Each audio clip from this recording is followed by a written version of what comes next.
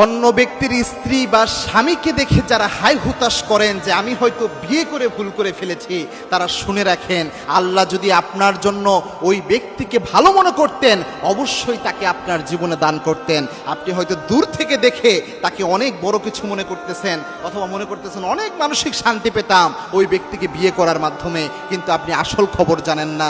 আপনি যেটার যোগ্য আল্লাহ আপনাকে ওই জিনিসটাই দান করেছেন। হ্যাঁ, ব্যতিক্রমও হতে পারে, তবে যেটাকে আল্লাহ আপনাকে দান করেছেন ওটাকে নিয়ামত হিসাবে নেন, ওটাকে সুন্দরভাবে লালন পালন করে সুন্দর জীবন যাপন করে অল্প দিনের দুনিয়াটা কাটিয়ে দেন। মনে রাখবেন, চাঁদ দূর থেকে দেখে সুন্দর মনে হয়, যখন আপনি চাঁদের মধ্যে চলে যাবেন দেখবেন বালিকণা ছাড়া আর কিচ্ছু ওই জায়গায় খুঁজে পাওয়া যায় না, বালির মতো কিছু জিনিস ওইখানে থাকে, ওই সৌন্দর্য আর থাকে না। এজন্য যা পেয়েছেন আলহামদুলিল্লাহ বলেন এবং ওটার সাথেই ওই রকমভাবে জীবনটা পার করে দেওয়ার চেষ্টা করেন। আল্লাহর হাবিব বলেছেন, স্ত্রীর উপর সন্তুষ্ট থেকে কোনো ব্যক্তি যদি জীবন পার করে দিতে পারে, গুনায় না জড়ায়, নিজেকে হেফাজত করে, ওই ব্যক্তির জন্য জান্নাতের অজস্র নিয়ামত আল্লাহ রব্বুল আলামিন রেখে দেয়।